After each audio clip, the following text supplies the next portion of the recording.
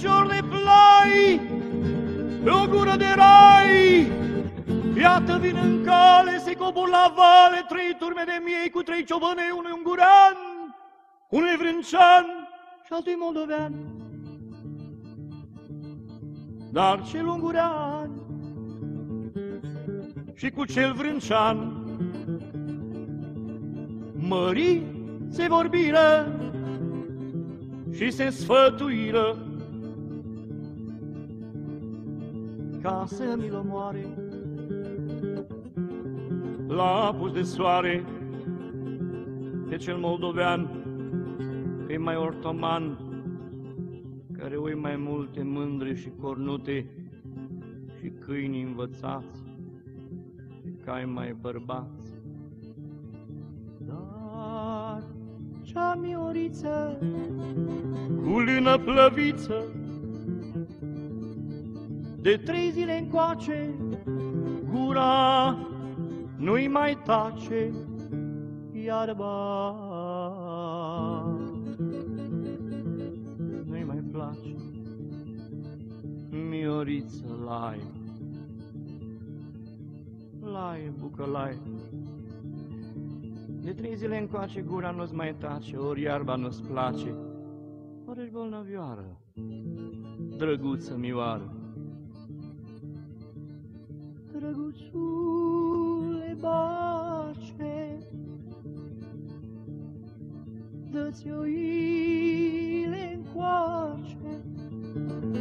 la verde zăvoi, că-i iarbă de noi și umbră de voi. Stăpâne, stăpâne, îți cheamă și un câine, cel mai bărbătesc și cel mai frățesc, că la pus de soare vor să mi te omoare baciul ungurean și cu cel vrâncean.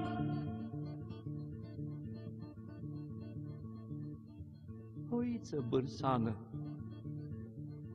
deci năzdrăvană, și de-a fi să mor în câmp de mohor, spune lui vrâncean, lui ungurean, ca să mă îngroape aici, pe aproape, în strunga de oi, să fiu tot cu voi în dosul stânii, ca să-mi aud câinii. Astfel să le spui și la cap să-mi pui fluieraș de fag, mult, zice cu drag, fluieraș de os, mult, zice duios, fluieraș de soc, mult, zice cu foc. Vântul când abate, prin el răzbate, oile s-or strânge, pe mine mor plânge, cu lacrimi de sânge. Dar tu de omor să nu le spui lor, să le spui curat, că m-am însurat cu o fată de crai, pe o gură de rai, că la nunta mea a căzut o stea, că am avut nuntași bravi și păltinari, preoți, munții mari, pasări lăutari, păsărele mii și stele făcrii. Iar dacă ai zări, dacă ai întâlni măicuța bătrână cu brâu de lână, pe câmp alergând, din ochi lăcrimând, pe toți întrebând și la toți zicând, cine mi-au văzut, cine au cunoscut, mândru ciobănel,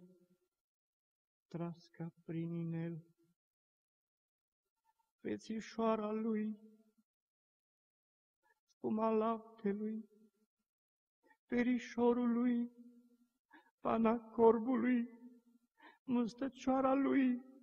spicul grâului, ochișorii lui, mura câmpului, țara mea, să te înduri de ea și să-i spui curat că m-am însurat. O fată de crai, o gură de rai, da la geam, măicuță, să nu-i spui, drăguță, că la nunta mea a căzut o stea, că am avut nuntași, braz și păltinași, preoți munții mari, pasări lăutari, păsările mii și stele